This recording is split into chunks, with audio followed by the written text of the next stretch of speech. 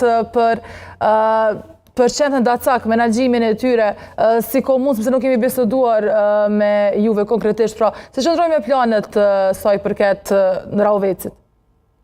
Ona kemi si vjet në plan, trajtimin e qendrën Dacak, është në fazën e projektimit, domethënë nga kuadër është pjesë e programit të detyrisë së bujqësisë. Ata kanë filluar këtë proces, besoj që do të trajtohen me kujdes, dhe besoj që brenda muajit do të mbyllen procedurat dhe do të shohim me kujdes të mira me këtë çështje.